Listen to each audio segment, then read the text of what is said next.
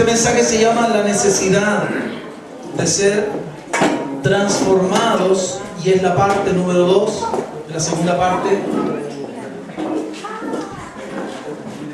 Ya me está grabando. La necesidad de ser transformados. ¿Cuántos en nuestro diario vivir nos damos cuenta que necesitamos ser diferentes? ¿Verdad? En lo personal, en lo matrimonial, con los hijos, con nuestras relaciones, ¿verdad? Con las demás personas, uno se da cuenta que necesita cambiar, ¿verdad? Bueno, y yo les dije que durante todo este mes, con la ayuda de Dios, voy a estar compartiendo sobre esto, sobre la necesidad de ser transformados. Y vamos a leer lo que dice en Romanos 12, hermanos. ¿Y qué es lo que yo estuve presentando el día miércoles? Todos pueden ver bien, ¿cierto? Ok. Dice así, no os conforméis a este siglo, sino transformaos por medio de la renovación de vuestro entendimiento, para que comprobéis cuál sea la buena voluntad de Dios, agradable y perfecta. Aquí, hermanos, hay muchas cosas. En un solo versículo el Señor pone tanta información. Por ejemplo, lo primero que encontramos es el llamado de Dios a que tú y yo, como hijos suyos, como seguidores suyos, no nos conformemos. En otras palabras, ahí habla de no tomar la forma, de no seguir la apariencia de. No conforméis a este siglo. ¿Qué significa? Significa no tomes la forma o el aspecto de este mundo. ¿De acuerdo? Siglo o mundo son palabras sinónimas aquí. ¿De acuerdo? Entonces, no te conformes, no dejes que lo que predomina en el mundo tome control de ti. No te dejes moldear por el mundo. En otras palabras, no seas como el mundo quiere ser. ¿De acuerdo? Y cuando yo hablo mundo, no me refiero al planeta Tierra. El planeta Tierra es hermoso, es bello. Me refiero al paradigma, a la visión de mundo, ¿verdad? A lo que mueve el actuar de las personas que no tienen a Dios. Eso es lo que Dios me está diciendo. Tú, Gabriel, tú, Juan, tú, Marco, tú, Nicole, no te conformes, no tomes el aspecto que tiene la gente de este mundo. No, en otras palabras, no hagas lo que todos hacen. No necesitas ir donde todos van. No necesitas vestir como todos visten. No necesitas actuar como todos actúan. Déjenme darle un ejemplo. En el mundo la corrupción, el coimar y ese tipo de cosas en el mundo es una práctica, digamos, amplia, ¿o no? Amén. Y si Dios dice, no te conformes a este siglo, quiere decir, aunque todo el mundo reciba coimas, tú no. Pero Señor, todos acá, mira, todo. Me puede costar el trabajo. ¿Se acuerdan la película que vimos? Me puede costar el empleo. Más vale que te cueste el empleo y no el alma. Amén. Amén. Yo le preguntaba el otro día a alguien, hermanos, ¿cuántos pueden tener necesidad de dinero? ¿Tú robarías por tener necesidad de dinero? ¿Robarías? Pero tú dices, no, un cristiano que conoce la palabra de Dios, que sabe, robar, no robará, sus mandamientos, Dios sabe por qué dice. Pero una persona que no tiene ese mismo sentir, no le importa robar, no le va a importar. ¿Por qué? Porque en el mundo se hace así. Por ejemplo, ¿tú matarías, hermano? ¿Por qué no matarías? Porque sabes que eso está mal, ¿verdad? Sabes que Dios desaprueba eso. Pero ¿cuántas personas en el mundo matan? ¿Por qué existen los sicarios? ¿Tú sabes lo que es un sicario, verdad? Es una persona que mata por encargo, por dinero. ¿Por qué existen los sicarios? Porque en el mundo hay gente que tiene una manera completamente distinta de pensar. No te conformes. No dejes que la mente del mundo haya lugar en ti. Eso es lo que Dios está haciendo. Punto 1. Segundo, transformados. Eso es lo que Dios quiere. O sea, mientras la gente en el mundo es de una forma, tú, yo, somos llamados a ser de otra. Transformados. ¿Qué significa transformarse? Cambiar, tener un cambio, ¿verdad? Perfecto. Y yo me puedo preguntar, estoy recapitulando y avanzo.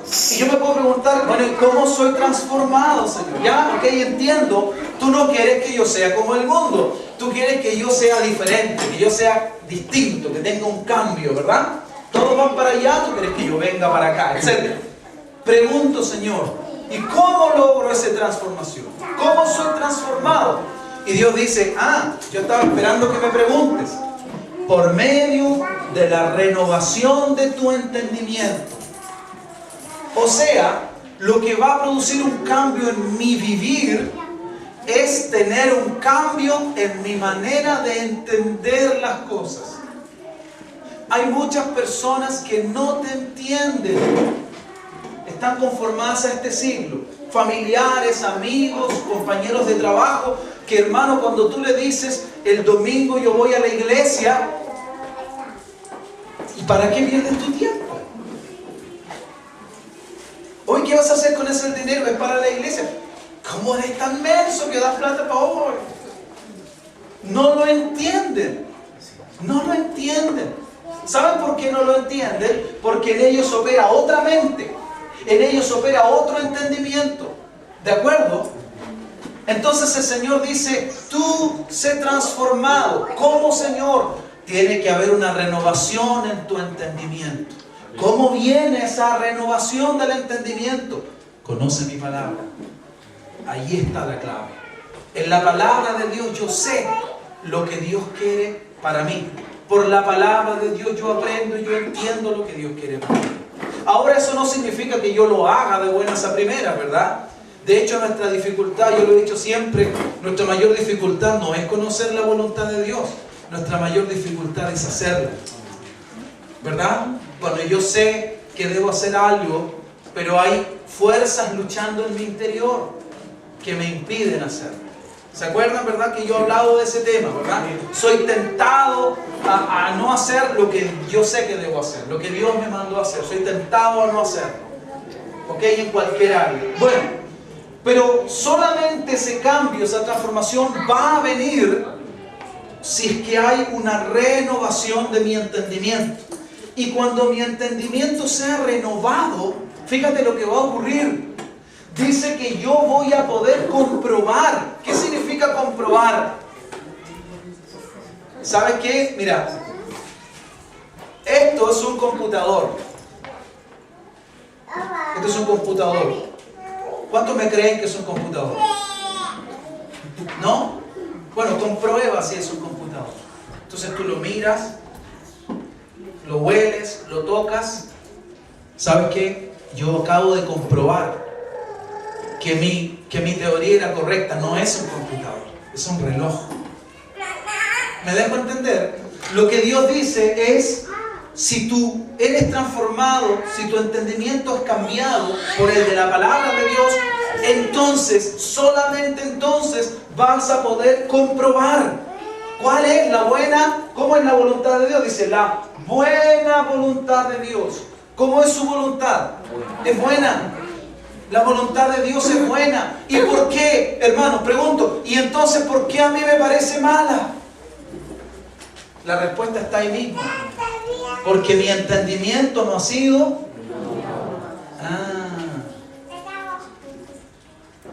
¿Por qué me cuesta ir a la iglesia el domingo y no me cuesta ir a la fiesta el sábado en la noche? Ay, Señor. ¿Por qué me cuesta ir a una vigilia en una iglesia y no me cuesta bailar toda la noche en una disco? Es simple, hermanos. ¿Lo entienden, verdad?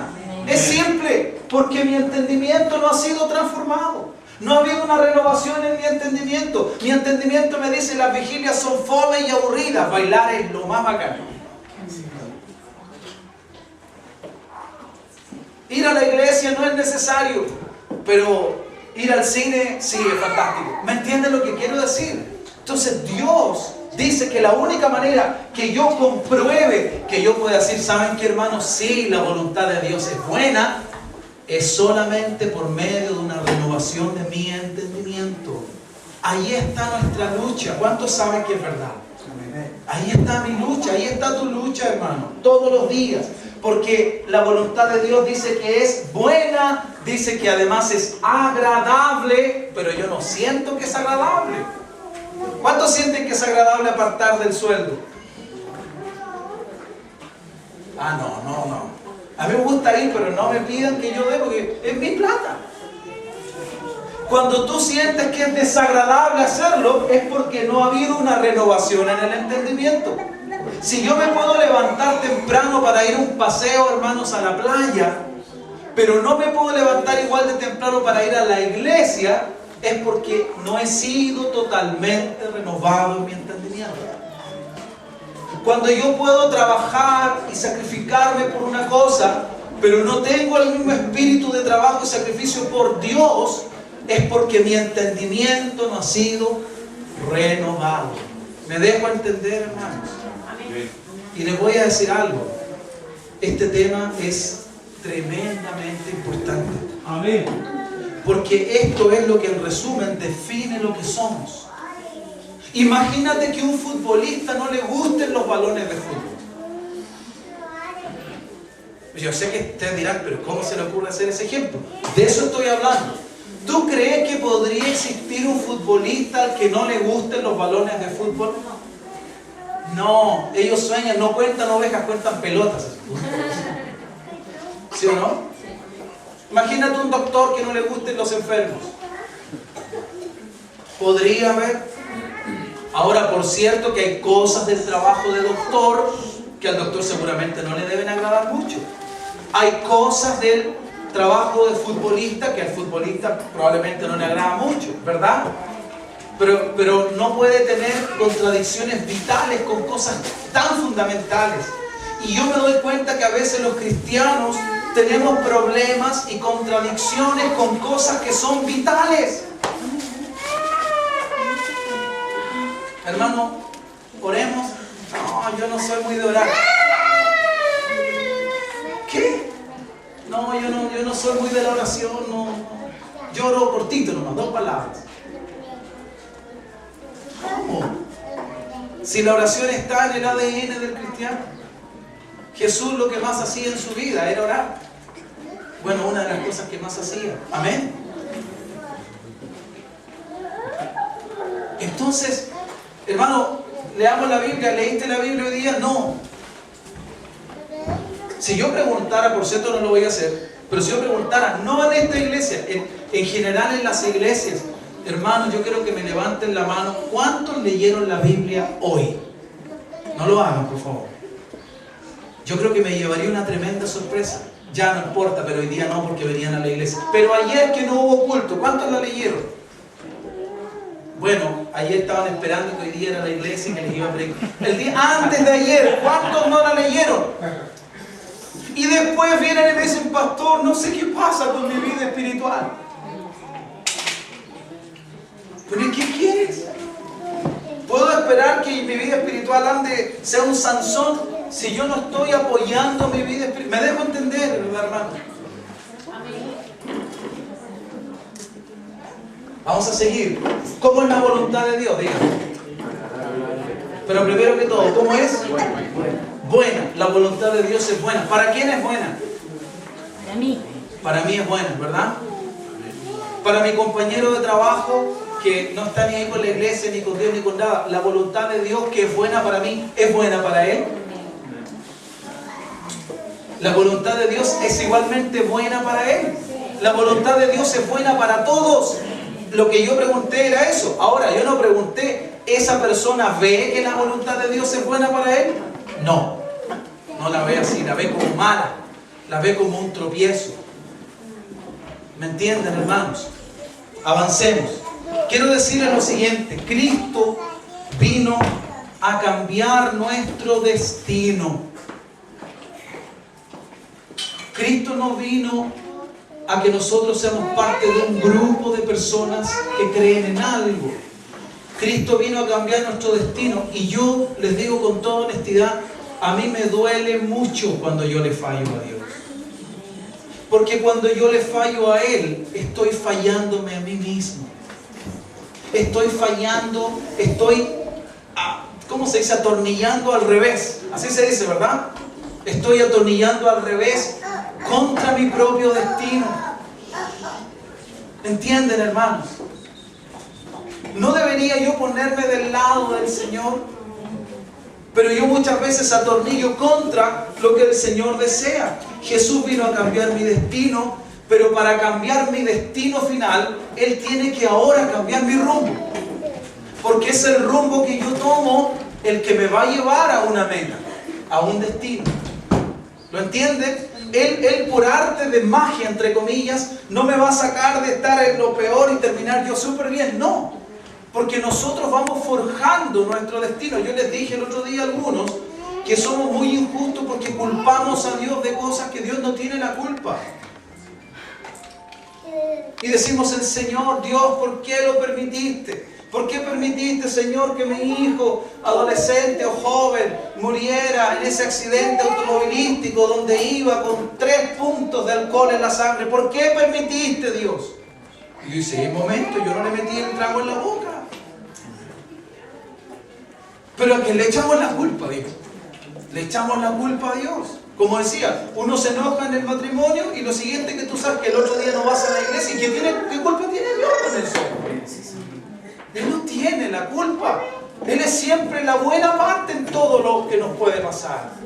Su voluntad es agradable, su voluntad es buena, su voluntad es perfecta. Siempre. Siempre, hermano. Independientemente como yo lo piense, su voluntad es buena. Él es bueno. Recuerda, nosotros podemos hacer cosas buenas, podemos darle buenas dádivas a nuestros hijos, pero nosotros somos eminentemente malos. No tenés que esforzarte para hacer algo malo, ¿verdad? Pero hacer el bien que Dios nos manda nos cuesta todo. ¿Es así o no es así? Pero la voluntad de Dios es buena, es agradable y es perfecta para nosotros. Para que Cristo pueda cambiar nuestro destino, tiene que cambiar hoy día mi rumbo, ¿verdad? El destino es el punto de llegada, el rumbo es el punto de partida, ¿cierto? Perfecto. Y para ello, no solo necesita limpiar nuestros corazones de malas obras que hayamos hecho. Él necesita darnos una nueva mentalidad, un nuevo entendimiento. Esa es la clave, hermanos. La renovación del entendimiento de la que hablamos acá implica un cambio en la manera de ver las cosas. ¿Cuántos pueden decir?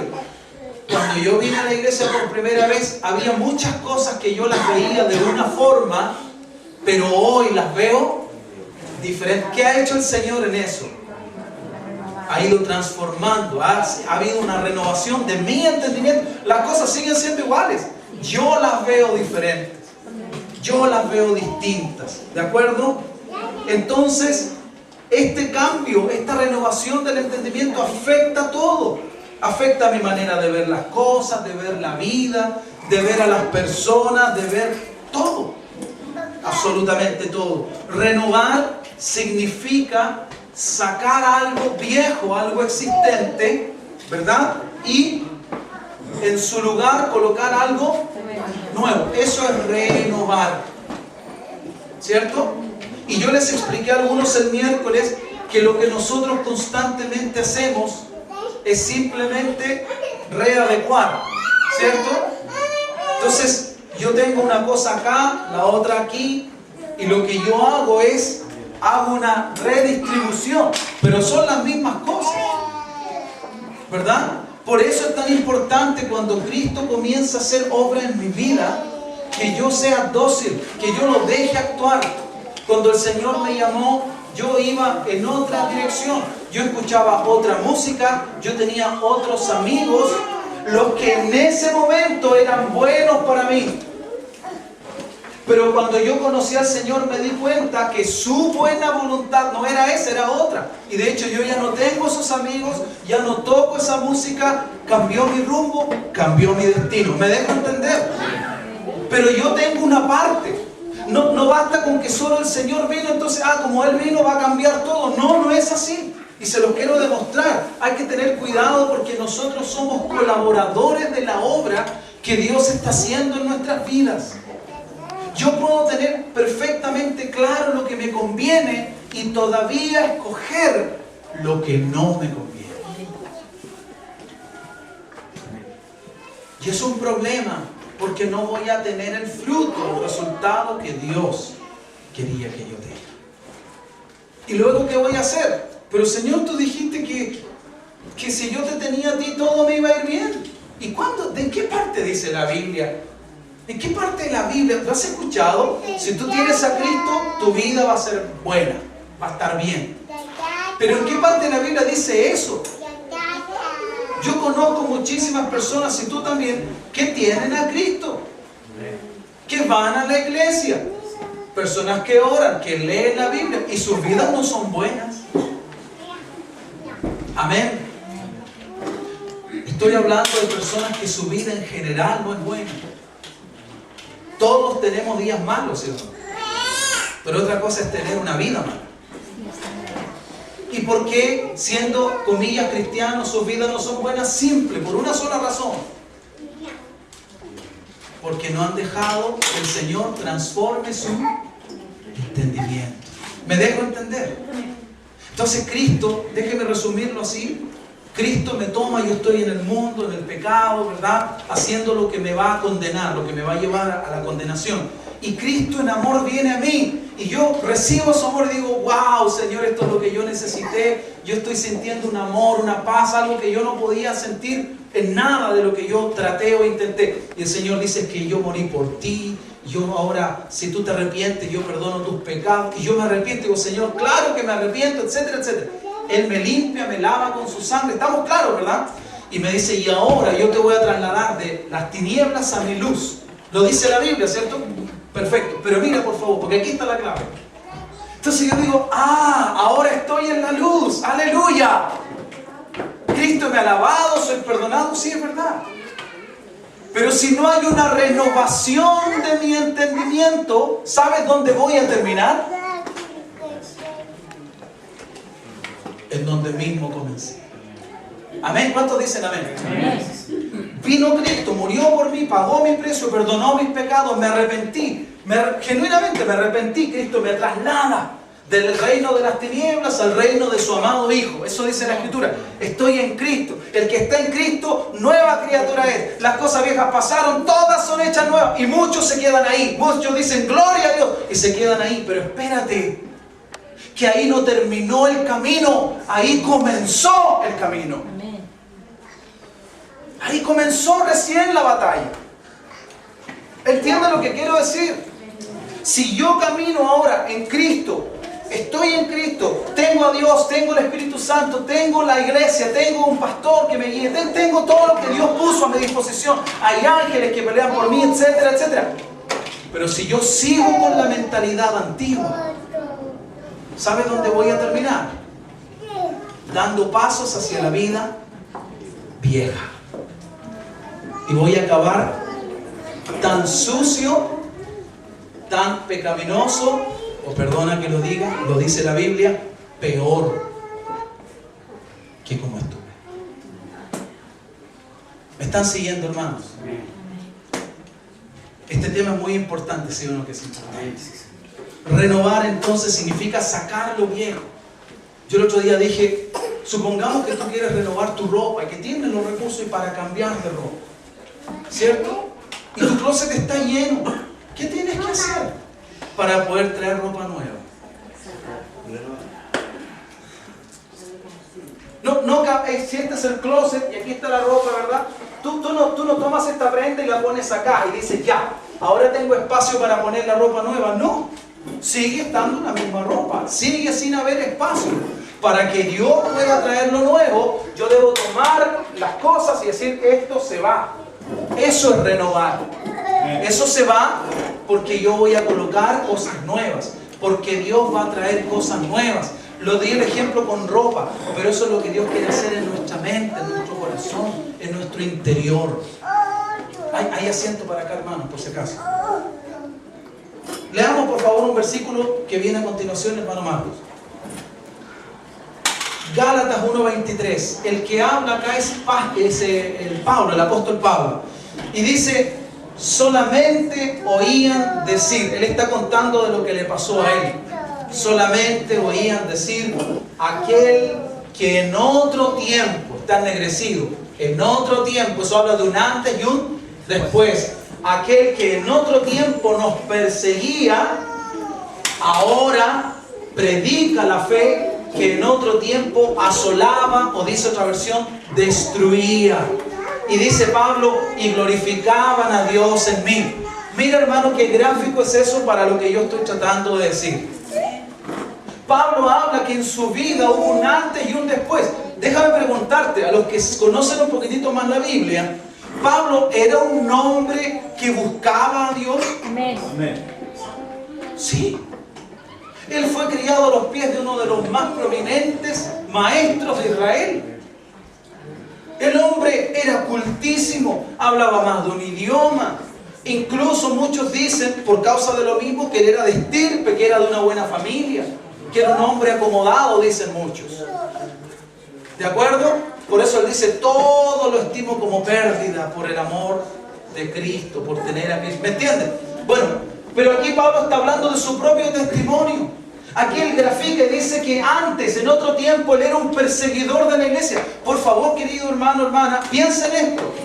Él perseguía a la iglesia creyendo que servía al Dios de la iglesia. ¿Podemos estar así de ciegos? Sí. Sí, hermanos. Pero dice, en otro tiempo. ¿Qué significa eso?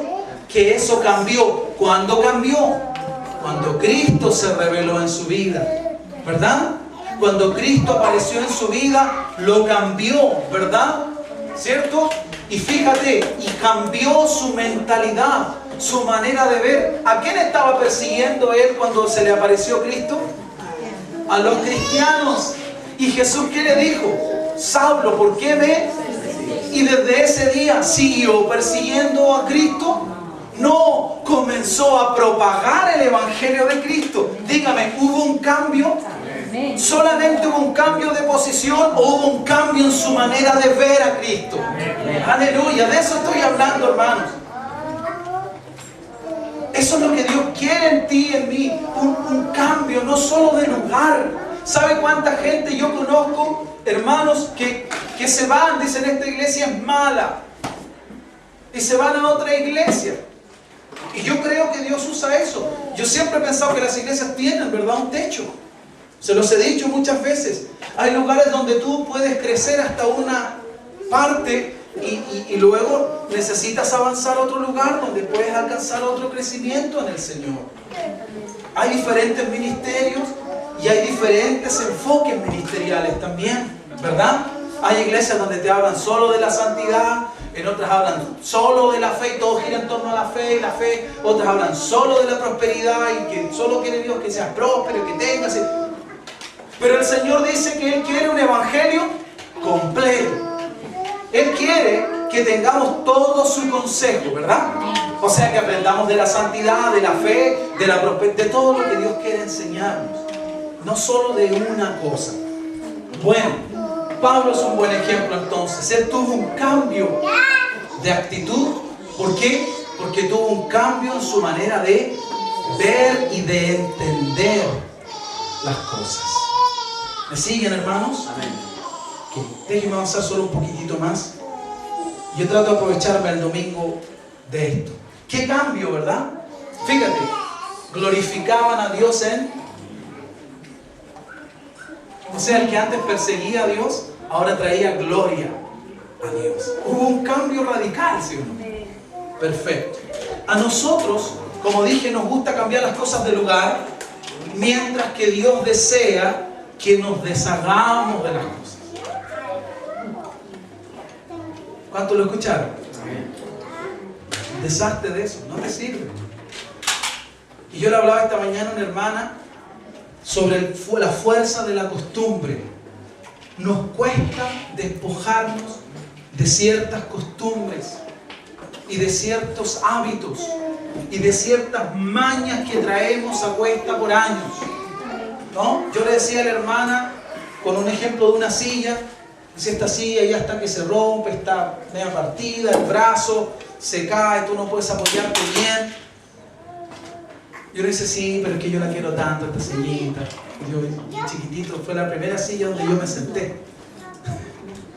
Y tú te has cambiado 10 veces de casa y en las 10 casas ha estado la silla. ¿Sí o no? Estoy exagerando, pero es así. En muchos casos es así. Algunos dicen, sí, amén. Literalmente es así. Pero llega el minuto en el que Dios dice, ¿sabes qué? ¿No has pensado en deshacerte de esa silla? Oh, Señor, es que esta silla es muy especial. Pero es que yo tengo algo que quiero darte a ti, que es verdaderamente especial. Recuerda, la voluntad de Dios es buena, agradable y perfecta, pero que no puedo dártela porque esa silla ocupa ese espacio.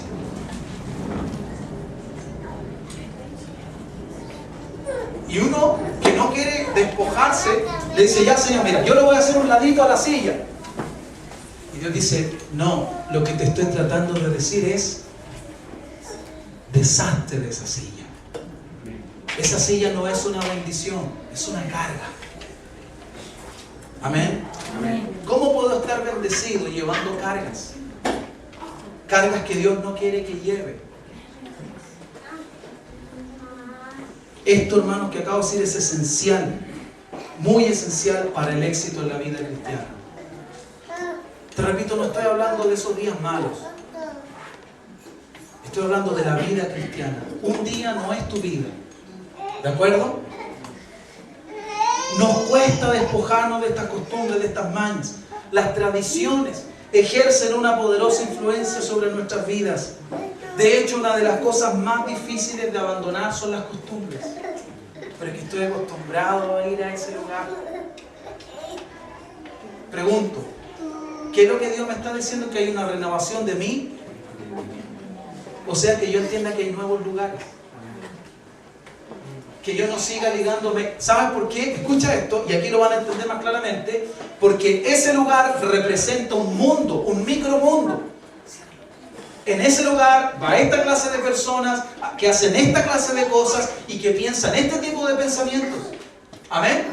¿Puedo yo tener una vida completamente transformada, renovada en el Señor, si yo sigo atado a esas mismas cosas, personas, lugares, pensamientos?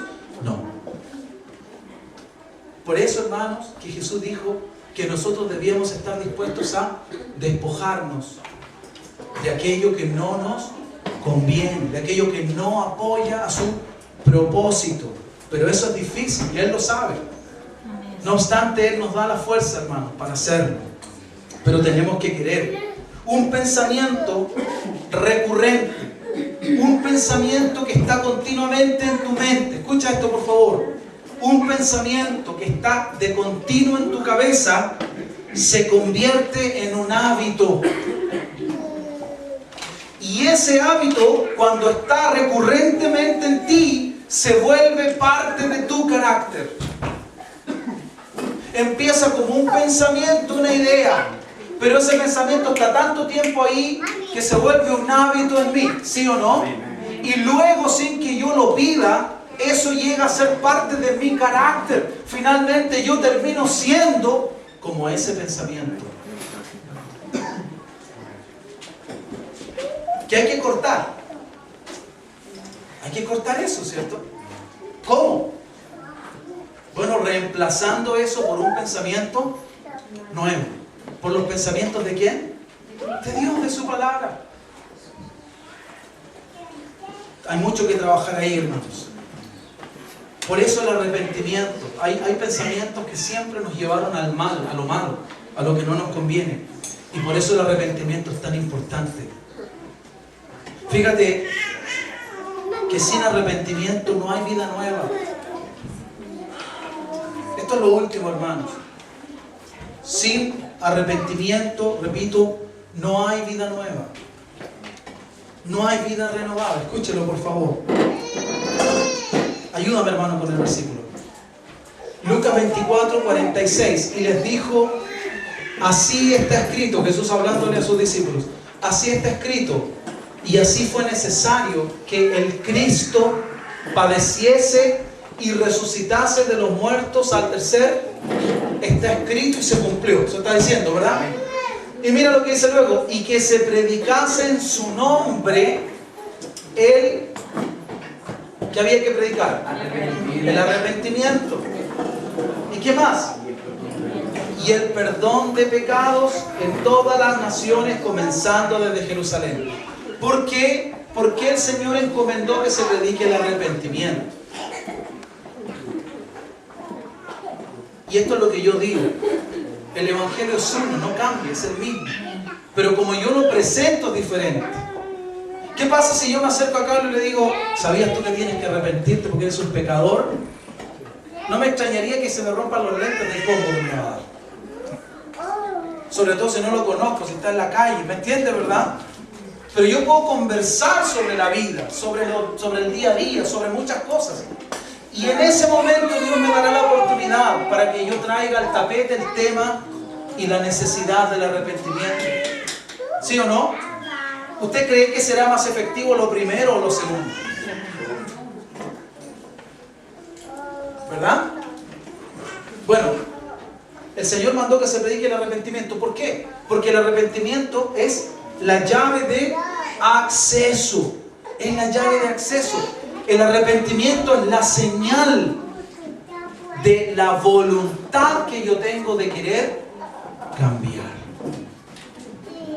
¿Me escuchó, verdad? ¿Cómo sabe Dios que yo quiero cambiar? Cuando yo le digo, Señor, ay, que estuvo mal esto, Señor, perdón, me arrepiento realmente. ¿Qué le estoy diciendo con eso? Lamento haber hecho lo que hice, no quiero volver a hacerlo. ¿O no? Y el que yo se lo confiese es la señal de mi voluntad por el cambio. Yo no necesito prometerle a Dios, te prometo que voy a cambiar.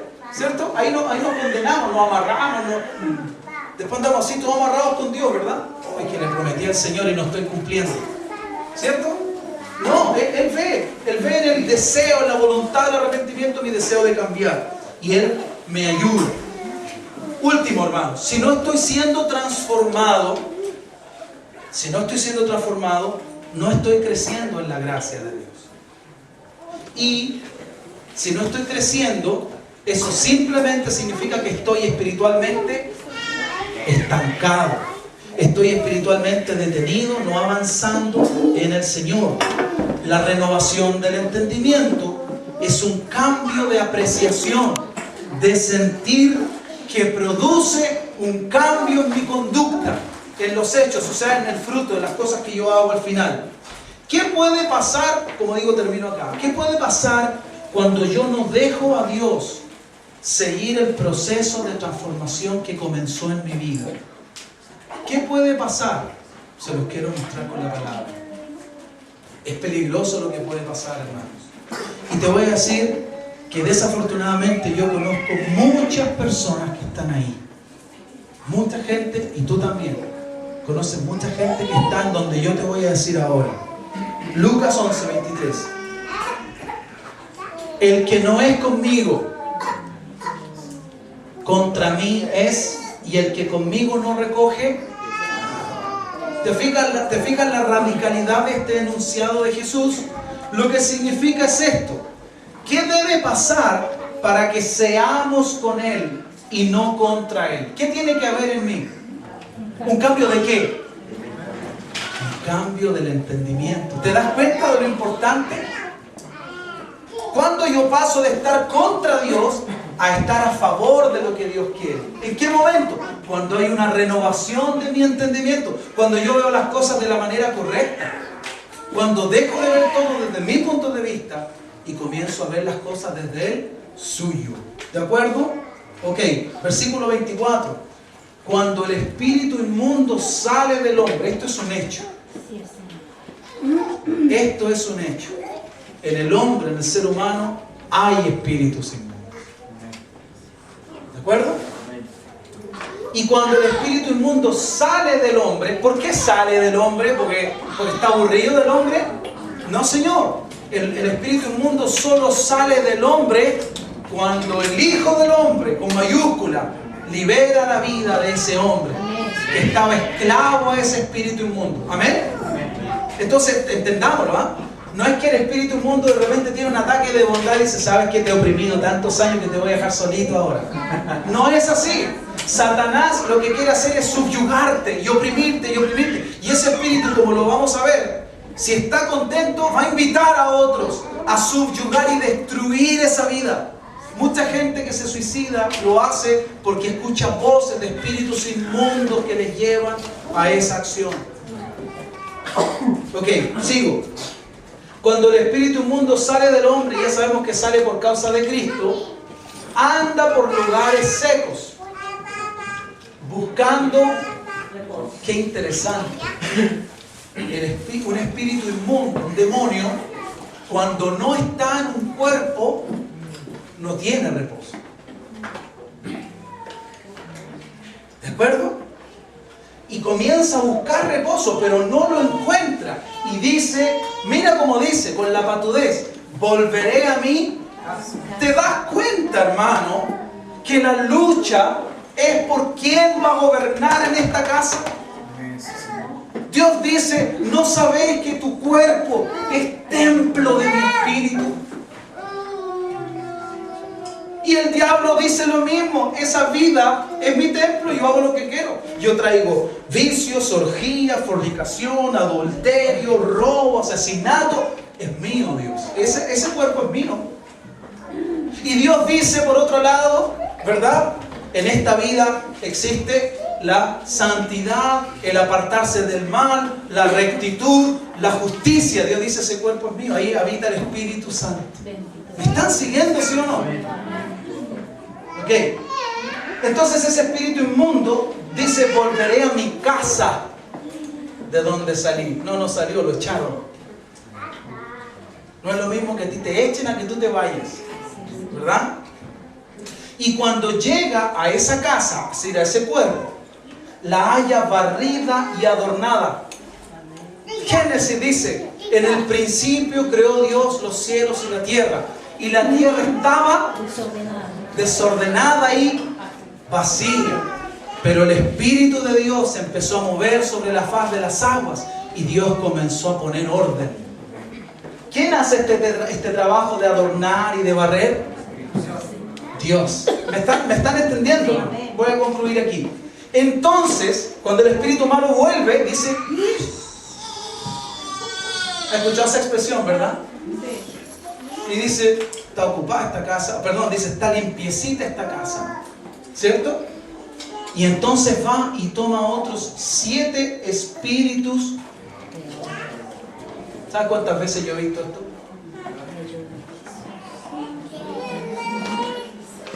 Peores que él. Y entrados, ¿qué hacen? Se quedan a vivir ahí. Es como los ocupa, ¿verdad?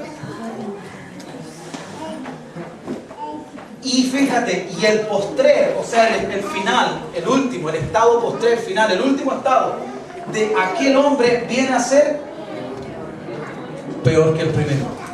Quiero preguntarte para concluir, ¿de qué habla esto? De una persona que comenzó en el camino de la gracia, fue liberado del espíritu inmundo, su casa fue ordenada ahí. ¿Quién hace eso? Cristo. Pero escucha, dice que encuentra la casa barrida y adornada, pero la encuentra ocupada. ¿Por qué la ocupa? Porque está ordenada y barrida, eso es lo que hace el Señor, pero no está ocupada por el Señor. Amén. Entonces yo quiero, hermano, que tú entiendas esto. Esto habla de alguien que no siguió creciendo en la gracia. Salió de lo malo, Dios lo plantó en lo bueno, pero de allí no avanzó en ese camino. ¿Cuántas personas conocemos así? ¿Y qué pasó? Como no avanzó en la fe, el propósito de Dios no se completó, no se cumplió. ¿Cuántas personas que tú conoces se sienten cristianas, pero ves claramente que no viven como tales? No porque cometen un error un día o porque se equivocan otro día, sino porque en su vivir hay una constante. Viven a su manera y no a la manera de Dios.